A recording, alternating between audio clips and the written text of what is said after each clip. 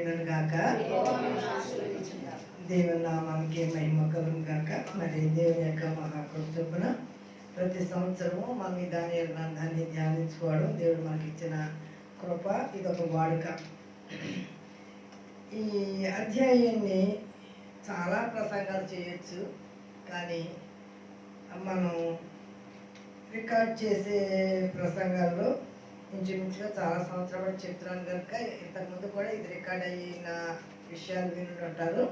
అందుకని నేను ఈ సంవత్సరం ఏం చేస్తున్నానంటే దాన్ని క్లియర్గా భావముతో పాటు ప్రభు యొక్క చిత్తము ఏమైనది మన ఎడల, ఎందుకు పదే పదే ఈ గ్రంథాన్ని ధ్యానించడానికి దేవుడు మనకి ఈ అవకాశాన్ని ఇది ఆలోచించాడు అనే సంగతి గురించి రోజు మన వాక్యాన్ని ధ్యానిస్తున్నాం.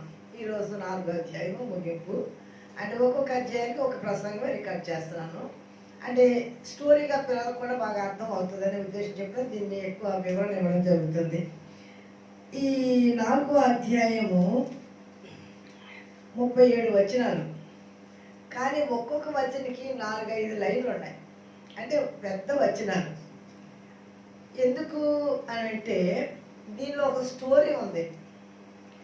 దానికి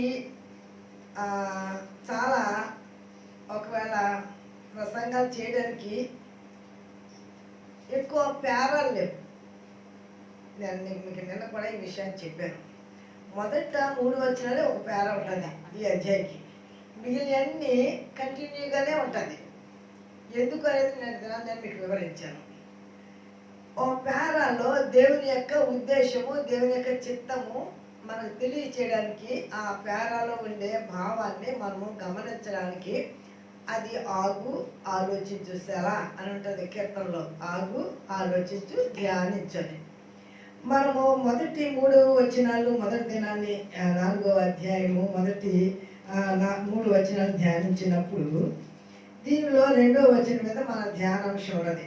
ఏంటంటే ఈ నెబుకద్నెజరు ఒక అద్భుతాన్ని చూచాడు. ఏంటి అద్భుతము? అగ్నిగుండము 7 రెట్లు చేసిన ఈ 3 సేవకుల్ని ఏమీ కాల్చలేదు. వీరి కొరకు వారి దేవుడు దిగి వచ్చాడు. వీరి యొక్క ధైర్యం ఎంత గొప్పది. రాజు ఆజ్ఞను తిరస్కరించారు. చనిపోవడానికైనా అగ్నిగుండంలోకి వెళ్ళడానికి వారు ఇష్టపడ్డారు, కానీ ఏమాత్రం భయపడలేదు.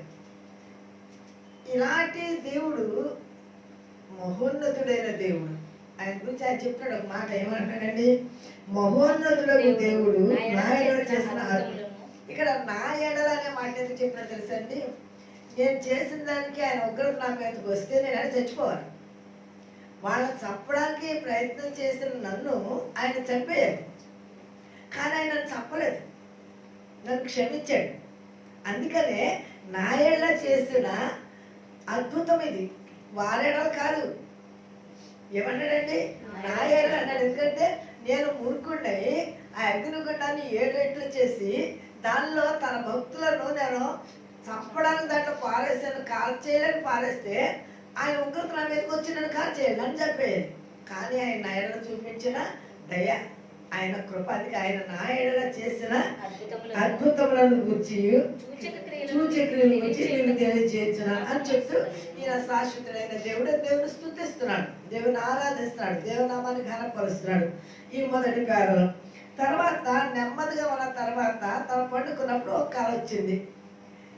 ఈ కళ భావము తెలియచేయడానికి ఆ దేశంలో ఉన్న వాళ్ళందరినీ, జ్ఞానుల్ని, మాంత్రికుల్ని, కల్దీ విద్య నేర్చుకున్న వాళ్ళని, జ్యోతిష్కుల్ని, ఇలా అందరినీ పిలిచాడు. కానీ ఎవరు ఆ కళ యొక్క భావాన్ని చెప్పలేదు. తర్వాత బెల్తెషాజర్ని పిలిచాడు.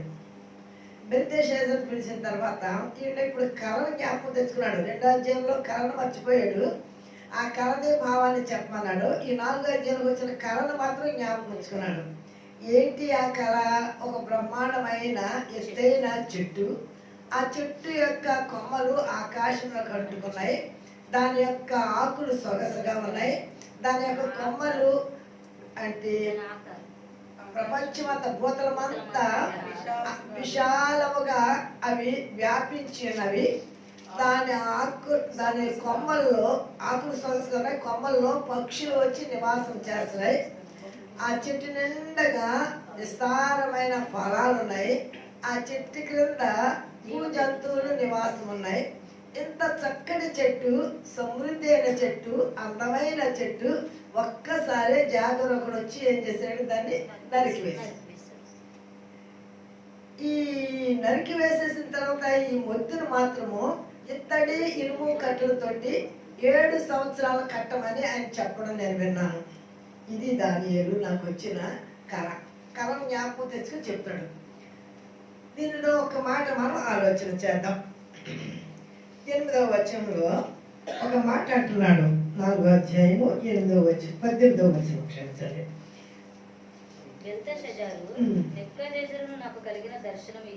నీవు తప్ప నా రాజ్యములో మరి ఏ జ్ఞాని అయినను దాని భావము నాకు చెప్పనేరడు. ఇదండి, నీవు తప్ప నా రాజ్యములో ఏ జ్ఞాని అయినను ఈ యొక్క మర్మమును, ఈ దర్శనాన్ని, ఈ కలభావాన్ని చెప్పలేడు.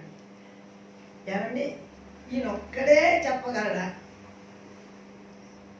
ఐగుప్తు దేశంలో అనేక మంది జ్ఞానులు ఉండగా యోసేపు తప్ప ఆ కలభావాన్ని చెప్పడానికి ఎవరూ లేరు అని అంటాడు ఆ రాజు ఫరో. ఇక్కడ నెబుకద్నెజర్ అన్నాడు, నీవు తప్ప ఈ కలభావాన్ని చెప్పగలిగిన వారు నా దేశంలో ఎవరూ లేరు. ఈ 2 దేశాలు సంపన్నమైన దేశాలు. ఈ 2 దేశాల్లో జ్ఞానులు విస్తారంగా ఉన్నవారే. కానీ ఒక సామాన్యమైన హీబ్రూ పిల్లలు వెళ్తున్నాం. ఆ దేశానికి అమ్మబడ్డాడు యోసేపు బానిసగా. ఆ ఫుతిఫర్ ఇంటిలో పాలేస్తాను. బానిస అంటే మన భాష ఏంటంటే పాలేస్తాను. మరి ఏ పని చెప్తే అది చెయ్యాలి. అలాంటి కుర్రవాడిని చేయని నేరం మీద వేసి జైల్లో పడేశారు. ఇప్పుడు ఇతన్ని ఏమంటారండి, నేరం చేసాడా లేదా లోకం తెలీదు, జైలుకి వెళ్ళి వచ్చాడు అంటారు. జైలుకి వెళ్ళాడనంటే నేరం చేశాడు అని అంటారు. వీడు బానిస జైలుకి వెళ్ళి వచ్చాడు. ఇతనికి ఏమి గుర్తింపు ఉంటుంది, ఏమి జ్ఞానం ఉంటుంది, ఎవరు తను హర్షిస్తారు, ఎవరు చేర్చుకుంటారు, ఎవరు తన గురించి మంచి మాట్లాడతారు? కానీ జీవము గల దేవుడు ఇతను చూస్తున్నాడు, ఇతడు నీతిమంతుడని. ఆ రాజుకు వచ్చిన కలభావము ఎవరూ చెప్పలేదు. యోసేపుకి దేవుడు ఆ జ్ఞానాన్ని ఇచ్చాడు. దేవుడు మహిమ కలుగాక. హల్లెలూయా. వీళ్ళిద్దరికి జ్ఞానం ఎక్కడ వచ్చిందండి? యెహోవా యందు భయభక్తులు కలిగినట్టును బట్టి ఏమంటే జ్ఞానం వచ్చింది. యెహోవా యందు భయభక్తులు కలిగితే జ్ఞానములకు మూలం. జ్ఞానానికి మూలం ఏంటండి? భయభక్తులు. మనకు భయం ఉంటే భక్తి ఉండదు, భక్తి ఉంటే భయం ఉండదు. 2 ఉండాలి. భయము ఉండాలి, భక్తి ఉండాలి. వీళ్ళిద్దరికి 2 ఉన్నాయి. భయభక్తులు కలిగి జీవిస్తున్నారు కనుక దేవుడి వీరికి విశేషమైన జ్ఞానాన్ని ఇచ్చాడు.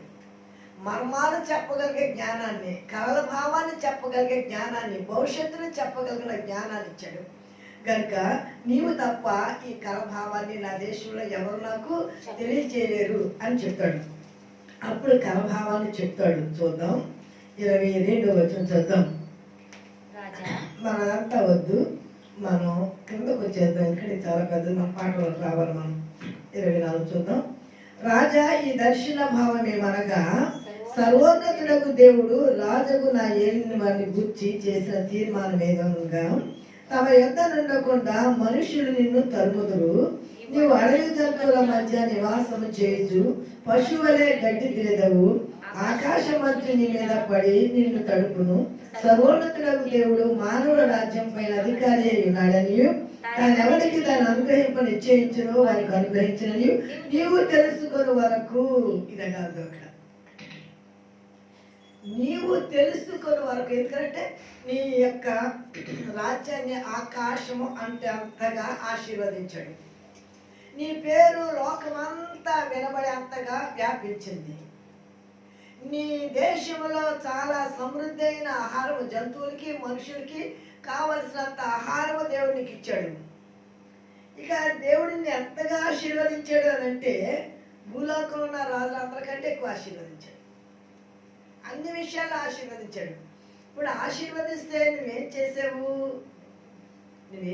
అని అంటే ఇది దేవుడు ఇచ్చాడన్న సంగతి నువ్వు మర్చిపోయావు. ఈ రోజులో మన జీవితంలో మనం ఎందుకు ప్రతి సంవత్సరము ఈ దానిలో అంటే గ్రంథాలు మనం ధ్యానిస్తున్నామంటే మనం ఇంకా నేర్చుకోలేనివి ఎన్ని ఉన్నాయి, ఇంకా మనం ఎన్ని నేర్చుకోవాలి. దీంట్లో ఈ వాక్యంలో మన జీవితంలో దేవుడు మనల్ని ఈ స్థితికి తీసుకొచ్చిన తర్వాత మనం ఒకవేళ అతిశయించే వారంగా ఉంటే నెబుకద్నెజరు అతిశయించిన కారణాలను బట్టి అదో పాతానికి దిగిపోయింది. అతిశయము ఆత్మీయ జీవితానికి చాలా నష్టం. అతిశయము కుటుంబ జీవితానికి చాలా నష్టం. అతిశయము తన వ్యాపారానికి నష్టం. అతిశయము తన కాపురానికి నష్టం. అతిశయము ప్రతిదానికి నష్టమే. అందుకనే అనమాట ఎవడు తను తగ్గించుకుని దీనుడై నలుగుల హృదయం కలిగి నా మాట విని మనకుచుండునో అట్టి వారినే దృష్టిస్తానండి. ఆయనకు కావాల్సింది దేని మనసు, ఆయనకు కావాల్సింది ఆయన తను తగ్గించుకుని దీనుడిగా భూమి మీదకి వచ్చాడు. మనం ఎంతండి అతిశయించడానికి? కొంచెం ఏమైనా ఉంటే చాలు అండి. కొంచెం బంగారం ఉంటే అతిశయం, హోదా వస్తే అతిశయం, ఉద్యోగం వస్తే అతిశయం, ఒక కారు కొనుక్కుంటే అతిశయం, ఒక ఇల్లు కొనుక్కుంటే అతిశయం, ఏదైనా ఒక పేరు ప్రఖ్యాతులు వస్తే అతిశయం. ఈరోజు నెబుకద్నెజరు నుంచి మనం నేర్చుకోవాల్సింది ఏంటంటే అతడు అతిశయించిన కారణాన్ని బట్టి ఆ ఎంత ఉన్నతమైన స్థితిలో ఉన్నది కొట్టివేయబడింది. అతని ఎంత నుండి తీసివేయబడింది. 7 కాలాలు మాత్రము ఇత్తడి ఇనుము కలిగిన రేకుతోటి కట్టుతోటి కట్టేసి ఉంచమన్నాడు. రాజా 7 సంవత్సరాలు నీవు ఎక్కడికి వెళ్తావు తెలుసా? అడవిలోకి వెళ్తావు. నీవు ఏం తింటావు అని అంటే గడ్డి తింటావు కదంటే అర్థమవుతుంది. పశువులే గడ్డి తినేదేవు. ఈ పరిస్థితి అంతా నీకు వస్తుంది. ముందు చెప్పడం చాలా భయపడ్డాడు దానియేలు. కానీ అంటాడు ఈ దర్శనం గురించి బెల్తెషాజరు నీవేమి కంగారు పడద్దు, ఏదైనా నేను వినడానికి సిద్ధంగా ఉన్నాను కనుక నువ్వు నాకు చెప్పు అంటాడు. అప్పుడు ఈ సంగతులన్నీ చెప్పుకుంటూ వస్తున్నాడు. మనం 27వ వచనం వస్తాం చూడండి. రాజా నా యోచన నీ దృష్టికి అంగీకారమగును గాక. ఒకవేళ ఇదండి మనందరి జీవితంలోను, ఒకవేళ నీ పాపములు మాని, అసలు మనకెందుకు ఈ పరిస్థితి వచ్చింది, మనం ఎందుకు ఈ పరిస్థితిలో మనము దేవునికి దూరం అయిపోయాం, లేదా దేవుడు ఎందుకు మన చెయ్యి విడిచిపెట్టాడు, దేవుడు ఎందుకు మనకి సహాయం చేయలేదు అని మనం ఒకసారి ఆలోచన చేసినప్పుడు దేవునికి మనకి మధ్య ఏదో పాపం ఉన్నది, దేవునికి మనకి మధ్య ఏదో అతిశయం ఉన్నది, దేవునికి మనకి మధ్య ఏదో గర్వం ఉన్నది. అది భక్తికరమైనా సరే గర్వం అనేది దేవునికి ఇష్టపడదు, అతిశయం అనేది దేవునికి ఇష్టపడదు, అహంకారం అనేది దేవునికి ఇష్టపడదు. ఈ రాజు తన దృష్టిలో చాలా తను హెచ్చించుకున్నాడు. అందుకనే తన జీవితము ఇలాంటి స్థితికి వచ్చిందన్న విషయాన్ని దేవుడు తనతో చెప్తున్నాడు దానియేలు ద్వారా. పై చెప్పినదంతయు రాజుకు నెబుకద్నెజరుకు సంభవించెను. 12 నెలలు గడిచిన పిమ్మట, ఇంకొక మాట మనం దీంట్లో నేర్చుకోవాలి. నీ పాపము మాని నీతి న్యాయమును అనుసరించి, తర్వాత ఏం చేయాలంటండి? పాపము మానాలి. ఇప్పుడు ఏం మానేశాడు అన్నమాట అండి? నీతి న్యాయాన్ని విడిచిపెట్టేశాడు. ఈ దినాల్లో ఏమీ లేనప్పుడు మనుషులు చాలా భక్తిగా ఉంటారండి, చాలా సిన్సియర్గా ఉంటారు, చాలా యథార్థంగా ఉంటారు. కానీ డబ్బు కలగడంతోనే అతిశయంతో పాటు నీతి మరణ పనులు కూడా చేయడం మొదలు పెడతారు. ఎందుకంటే డబ్బు మనుషుల్ని లోకంలోకి అలా తీసుకెళ్ళిపోతాం. సాతానుగాడు వలేస్తున్నాడండి, ఆ వలలోకి ఎంతమంది వెళ్ళిపోతున్నారు. మాకు తెలియలేదు వీళ్ళకి. ఎక్కడ దెబ్బస్తాడని తీసుకెళ్ళి పాతాళలో దెబ్బస్తాడు. అప్పుడు కొట్టుకుంటారు అక్కడ నరకంలో, అగ్నిగుండంలో. అగ్ని ఆరదు, పురుగు చావదు కనుక అప్పుడు ఎంత ఏడ్చినా ప్రయోజనం లేదు. కొండ పగిలిన తర్వాత కొండ ఏడ్చినా, కొమ్మలు ఏడ్చినా ప్రయోజనం లేదు. ఎప్పుడంటే సారి మీద ఉండగానే దిద్దుకుంటే మరో ఇంకో ఆకారం ఇస్తాడు దేవుడు. బ్రతుకుండగానే నువ్వు దిద్దుకుంటే నీకు అవకాశం ఇస్తాడు దేవుడు. నెబుకద్నెజరు యొక్క జీవితంలో నీతి న్యాయములను మానిన కారణాలను బట్టి, నీతి న్యాయములను అనుసరించి నీవు బాధ పెట్టిన వారి యందు కరుణ అంటే కొంతమంది ఏం చేశారన్నమాట అండి, నీతిమంతులను బాధ పెడితే దేవుడు ఊరుకోడండి, దైవజనులను బాధ పెడితే దేవుడు ఊరుకోడండి. చాలా మంది అనుకున్నారండి, ఏంటో అనుకున్నారు, మనకి ఇప్పుడు తెలీదు, కన్ను మూసేది తెలుస్తుంది. చేసే ప్రతి పాపానికి దేవుడు లెక్క అడుగుతాడు. నీకు హాని కలుగు చేస్తే ఒకవేళ నీవేమన్నా చేసావంటే అన్నావంటే అర్థం ఉంటుంది. వాళ్ళకి ఏ సేవకుడు నీ జోలికి రావడం లేదే. ఆయన భక్తి ఏం చేసుకుంటే నీ భక్తి నువ్వు చేసుకో. ఎవరు భక్తులు చేసుకోవడం మన దేశంలో మనకు స్వతంత్రత ఉన్నది. దానికి కాదనుకుని ఏదో చేయాలని సౌలు అంటాడు దేవుడు. ఏమిటంటే, సౌలు మునుకోలకి ఎదురు వెళ్తున్నావు జాగ్రత్త. మునుకోలకి ఎదురు వెళ్ళిన వాడికి ఖచ్చితంగా గుచ్చుకుంటుంది. ఒక ఆలస్యం కావచ్చు. దేవుడు ఎంత కృపగల దేవుడో, తీర్పు తీర్చినప్పుడు అంత రోషం గల దేవుడు. కనుక మనమైనా సరే, ఎవరైనా సరే ఇతరులను బాధ పెట్టొద్దు, ఇతరులను గాయపరచవద్దు, ఇతరులను నొప్పించొద్దు. అసలు ప్రభు ఏమన్నాడు, చెప్పకూడదు చెప్పమన్నాడు. అంటే ఇతరులు బాధ పెట్టొద్దనే కదా. కానీ అలాగూ చేసావు కనుక నీవు సరిచేసుకో, దేవుడు నీకు అవకాశాన్ని ఇస్తున్నాడు అని దానియేలు చెప్పాడు. ఇక్కడ మాట చదువుతున్నాం చూడండి. బాధ పెట్టిన వారి ఎందుకు కరుణ చూపినా కదా, నీకున్న క్షేమము నీకు ఇక మీదట నుండినని దానియేలు ప్రత్యుత్తరం ఇచ్చాను. పైన చెప్పినదంతయు రాజుకు నెబుకద్నెజరునకు సంభవించెను. 12 నెలలు గడిచిన పిమ్మట, దేవునికి మహిమ కలుగాక, హల్లెలూయా. ఎంత సమయం ఇచ్చాడండి? సంవత్సరం దిద్దుకోవడానికి సమయం ఇచ్చాడండి దేవుడు. మనందరికి సమయం ఇస్తాడండి దిద్దుకోవడానికి. ఇచ్చిన సమయంలో దిద్దుకుంటామా ధన్యుడు. ఇతడు సంవత్సరం సమయం ఇచ్చాడంట. సంవత్సరం ముందు చూపించిన కళనిది. సంవత్సరం దాకా అతడు దిద్దుకుంటాడేమనేసి దేవుడు చూస్తా ఉన్నాడట. కానీ అతడు దిద్దుకోక అతడు అంటున్నాడు 30వ వచనంలో, రాజు బబులోనును ఈ మహావిశాల పట్టణము నా బలాత్కారమును నా ప్రభావ ఘనతయు కనుపరచుటకై నా రాజధాని నగరుగా నేను కట్టించినది కదా అని తనలో తాను అనుకునే అతిశయం ఇదండి. ఇది నా రాజధాని, నేను కట్టించాను, ఇది నా దేశము, ఇది నా బలము, ఇది నా జ్ఞానము, ఇది నాది అనే అతిశయము మనసులో అనుకున్నాడట, పైకి లేదంట. మన మనసులో అనుకున్నాయి మన పైకి ఎవరు చెప్పకపోవచ్చు, మాట్లాడకపోవచ్చు. కానీ మన మనస్సును ఎరిగిన దేవుడు అంటే ఇప్పుడు మనసులో కూడా ఏముండాలన్నమాట అంటే మనకి దేవత్వం ఉండాలి. మనసులో కూడా దేవుడు మెచ్చే యథార్థత ఉండాలి. మనసులో కూడా దేవుడు కోరుకునే నీతి ఉండాలి. మనసులో కూడా దేవుడు కోరుకునే మంచితనం ఉండాలి. ఇతడు అనుకున్నాడంట. అనుకున్న వెంటనే అండి అతడు అక్కడి నుంచి త్రోసివేయబడ్డాడు. ఆ పట్టణాన్ని చూడండి. రాజు నోట ఈ మాట ఉండగా ఆకాశం నుండి ఒక శబ్దం వచ్చెను.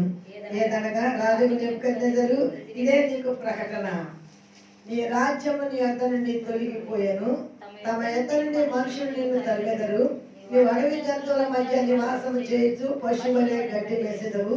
సర్వోన్నతులకు దేవుడు మానవుల రాజ్యం పైన అధికారి అయి వెళ్ళి ఎవరికి తన అనుగ్రహింపు నిశ్చయించను వారికి అనుగ్రహించిన నీవు తెలుసుకునే వరకు 7 కాలములు నీకు ఎలాగూ జరుగును. అతిశయం. 2వ దినవృత్తాంతముల గ్రంథము 26వ అధ్యాయము 16వ వచనం. ఇక్కడ ఉజ్జియా రాజు అతిశయిస్తాడు. చూద్దాం.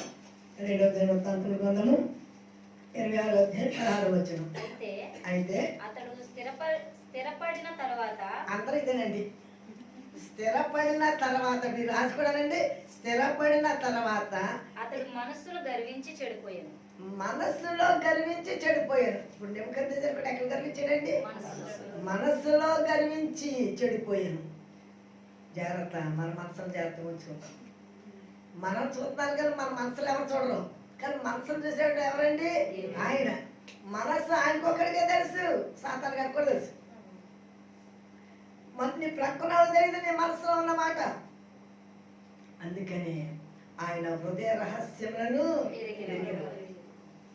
మన మనస్సు నిష్కలంగా ఉండాలి, మన మనస్సు నిష్కపటముగా ఉండాలి, మన మనస్సు విశాలంగా ఉండాలి, మన మనస్సు యథార్థంగా ఉండాలి, మన మనస్సు దేవుడు మెచ్చేదిగా ఉండాలి.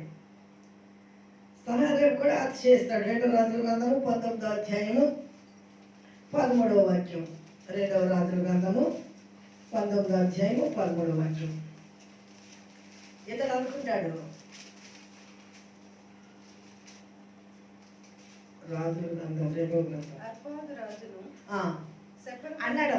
అర్పాదు రాజు ఏమయ్యాడు, సర్పారాజు ఏమయ్యాడు, హేమారాజు ఏమయ్యాడు అంటే వీళ్ళందరూ ఏం చేశాడండి? జయించి వచ్చాడు, ఓడించి వచ్చాడు. వీళ్ళందరూ నా చేతిలోంచి వాళ్ళ దేవుళ్ళు వాళ్ళు ఏమైనా తప్పించగలిగారా, విడిపించగలిగారా? నీ దేవుడు నా చేతిలోంచి నేను తప్పించడానికి ఎవరితో అంటున్నాడండి? హిజ్కియాతో అంటున్నాడండి. సన్హెరీబు రాజు హిజ్కియాకి వర్తమానం పంపుతాడు, ఉత్తరం రాసి. నువ్వెంత, నీ రాజ్యం ఎంత? 2 గోత్రాలు 2,000. యూదారాజైన మహామహారాజులే, మహాపట్నాలే నా ముందు నిలబడలేదు. వాళ్ళు చాలా సైన్యం కలిగిన దేశాలు, వాళ్ళకి దేవుళ్ళు దేవతలు ఉన్నారు, వాళ్ళకి చాలా పెద్ద పెద్ద గుళ్ళు ఉన్నాయి, కానీ వాళ్ళు ఎవరు నా చేతుల నుంచి వాళ్ళు విడిపించలేదే. నువ్వెంత, నీ దేవుడు ఎంత? ఇది తను రాసిన ఉత్తరంలో నా సందేశం. అప్పుడు ఉత్తరం తీసుకెళ్ళి హిజ్కియా దేవాలయంలో పరిచి ప్రార్థన చేస్తాడు. ప్రభువా, ఆ రాజులు గొప్పవాడే, లేదా ఆ దేశాలు గొప్పవే కావచ్చు, కానీ వాళ్ళ దేవతలు నా దేవుడైన నీకంటే గొప్పవాడు కాదు. హల్లెలూయా. వాడు గొప్పవాడు కాదు. వాడు రాజులు గొప్పవాడైతే ఉండొచ్చు, నా దేవుడు అయిన యెహోవా నీవు గొప్పవాడు. ఈ రాజు చేతులోంచి నన్ను, నా ప్రజలన్నీ విడిపించగలిగిన వాడవు. ఇది హిజ్కియా చేసిన ప్రార్థన. వెంటనే ప్రవక్త యెషయా ద్వారా దేవుడు వర్తమానం పంపిస్తాడు. హిజ్కియా, నీవే భయపడద్దు, వాడు ఏ దారి నుంచి వచ్చాడో ఆ దారి నుంచి నేను ముక్కు గ్యాలనే వెనక పంపిస్తాను. వాడు అతిశయంతో చెప్తున్నాడు కదా. 2 లక్షల మందిని తీసుకొచ్చాడండి యెరూషలేము మీదకి. 1,85,000 మందిని అక్కడ ఉంచి 15,000 మందిని తీసుకుని ఈ వదంతి పుట్టించేదని అంటాడండి. ఏంటి వదంతి? నువ్వు ఇక్కడికి వచ్చి ఇక్కడ ఆర్భాటాలు చేస్తున్నావు, మన దేశం మీద ఇంకొక రాజు వచ్చాడు, మన దేశం మీదకి ఆ వచ్చిన వాడు మన దేశాన్ని అంతటి కొలబట్టుకుని అక్కడ వాళ్ళని చంపి మన దేశాన్ని అపహరిస్తాడు కనుక ముందు వీళ్ళ సంగతి తర్వాత చూద్దాం, మన దేశాన్ని కాపాడుకోవాలి కనుక మన దేశం వెళ్ళిపోదామని చెప్పి వీళ్ళందరూ వాళ్ళ దేశం వెళ్ళిపోయారు. నేను మరలా వస్తాను, తగలబెడితే గుప్పుడు అవుతుంది నీ దేశం బూడిది, అది పట్టుకుని వెళ్తాను. ఇది అతిశయం. దీనత్వంతో ప్రార్థన చేస్తాడు. వాడు తిడుతున్నాడు, రక్షకల్లా వాడు చాలా అసహ్యమైన మాటలు మాట్లాడుతూ ఉంటే ఇసుకేటాడు. అసలు వాడికి ఏం మాట చెప్పద్దు, తిట్టుకోనివ్వండి. వాడు ఎన్ని తిట్టినా సరే మీరేం మాట్లాడద్దు. తను తగ్గించుకున్నాడు, దీనత్వం కలిగి దేవుని సన్నిధిలో ప్రార్థన చేస్తాడు. ప్రభువా, నీవే మాకు సహాయం, ఇంత గొప్ప సైన్యాన్ని జయించే శక్తి మాకు లేదు అని ప్రార్థన చేస్తే దేవుడు ఏం చేశాడు తెలుసండి? 1 దూతను పంపించాడంటండి. 1 దూతను పంపించి 1,85,000 మందిని హతమార్చాడు. హల్లెలూయా. మన దేవుడు ఎంత కృపగల దేవుడు, కోపం వస్తే అంత రోషం గల దేవుడు. తెల్లారి చూస్తే శత్రువులందరూ సైన్యం అంతా శవాలుగా మారి, ఇక అతిశయించిన రాజు వెళ్ళి యుద్ధానికి వెళ్లే ముందు తన దేవతకి నమస్కారం చేస్తాడు బలర్పించి. వాడి కొడుకులే వచ్చి వాడు తల నరికేస్తాడు. అతిశయించిన కారణాన్ని బట్టి. అతిశయిస్తే అతిశయించింది ఎగిరిపోతుంది. అది ఏదైనా కావచ్చు, అది ప్రాణమే కావచ్చు, వస్తువులే కావచ్చు, బంగారమే కావచ్చు, అందమే కావచ్చు, హోదే కావచ్చు, మరి ఏదైనా కావచ్చు. దేవుడు కనికరించినంత కాలమే మన క్షేమము. దేవుడు కృపగల దేవుడు కనుక మన క్షేమం కలిగి ఉన్నామని నమ్మి మనం తగ్గించుకుని దేవుని కొరకు జీవిస్తాం. ఫరో అతిశయించాడు, ఫరో సైన్యం అతిశయించారు. వీళ్ళు చాలా భయపడిపోతున్నారు. సముద్రం దగ్గరకు వచ్చేసారు. మోషే నీకు నమస్కారం, మేము వెళ్ళి వాళ్ళకి సరెండర్ అయిపోతాం, మేము వెళ్ళి వాళ్ళకి దాసులు అయిపోతాం, మమ్మల్ని విడిచిపెట్టే మొదటి నుంచి ఇదే చెప్తాం, మాకు కష్టాలు ఎక్కువైపోయింది వచ్చిన కాడి నుంచి. నిజమే, భక్తి చేసినప్పుడు మొదట్లో కష్టాలే ఉంటాయి, పరీక్షలే ఉంటాయి. వాటిని జయించగలిగితేనే మన జీవితంలో మనకి విజయం. కనుక వారు చూస్తూ ఉండగానే సముద్రం అవతలకి వెళ్ళిపోయారు. సముద్రం మధ్యలోకి వెళ్ళొచ్చేసారు. మోషే తిరిగి మళ్ళా నీ కర్ర సముద్రం మీద పెట్టేటకి సముద్రం ఏమైపోయిందండి? ఒకటైపోయింది. ఇప్పుడు శత్రువులందరూ ముందు ఎలా ఉన్నారండి? శవాలు. ఫరో రథముల సేనలను తన శ్రేష్ఠాధిపతులను ఎర్ర సముద్రములోన ముంచి వేసే యెహోవాను గానము చేసెదము ఏకముగా మనకు రక్షకుడాయనే ఆయన మహిమ పాడెదము ఆయనను వర్ణించెదము ఆయనే దేవుడు మనకు. 34 వచనం వచ్చేద్దాం, టైం అయిపోతుంది. ఆ కాలము గడిచిన పిమ్మట నెబుకద్నెజరు నేను మరలా మానవ బుద్ధి గలవాడనై నా కళ్ళు ఆకాశము తట్టు ఎత్తి చిరంజీవియు సర్వోన్నతుడగు దేవుని స్తోత్రం చేసి ఘనపరిచి స్తుతించి తిని. ఇప్పుడు అతిశయం ఏమైపోయిందండి? విడిచిపెట్టేసాడు. ప్రభువా, నీ చిత్తం లేకపోతే రాజ్యము రాజులకి ఇవ్వబడదు, నీ చిత్తం లేకపోతే ఆరోగ్యం లేదు, నీ చిత్తం లేకపోతే ఆహారం లేదు, నీ చిత్తం లేకపోతే ఉద్యోగం లేదు, నీ చిత్తం లేకపోతే పని లేదు, నీ చిత్తం లేకపోతే నేను క్షేమ కలిగి నెమ్మదిగా భూమి మీద ఉండలేను. రాజు ఒప్పుకుంటున్నాడు. ఆకాశం వైపు కన్నులెత్తి, ప్రభువా చిరంజీవి దేవా, నీ చిత్తమును బట్టి ఈ లోకంలో ఎవరైనా బ్రతుకుతున్నారు, నా జీవితంలో నేను కూడా గ్రహించాను అని దేవుని స్తుతించినప్పుడు దేవుడు మరలా తిరిగి తనకి ఏం చేశాడండి? ఒక్క మాట చదువుకుందాం. యెహెజ్కేలు గ్రంథం 17వ అధ్యాయము 51వ అధ్యాయం 7-9 వచనం చదువుతాం ఒకసారి. యెహెజ్కేలు గ్రంథము నేను చదివేస్తాను. 24వ వచనం చదువుతాను. దాని కొమ్మలు నీడను అవి దాగును, మరియు యెహోవానగు నేనే ఘనమైన చెట్టును నీచమైనదిగాను నీచమైన చెట్టు ఘనమైనదిగాను చేయువాడననియు, పచ్చని చెట్టు ఎండిపోనట్లును ఎండిన చెట్టు వికసించినట్లును చేయవాడననియు భూమి అందుండు సకలమైన చెట్లకు తెలియబడును. యెహోవానగు నేనే ఈ మాట సెలవిచ్చితిని, నేనే దాన్ని నెరవేర్చితిని. యెహెజ్కేలు గ్రంథము 17వ అధ్యాయము 24వ వచనం. క్షమించండి. పచ్చగా ఉన్నదాన్ని ఎండిపోగా చేసేవాడిని, ఎండిపోయిన దాన్ని ఇప్పుడు నెబుకద్నెజరుకి జీవితం ఏమైందండి?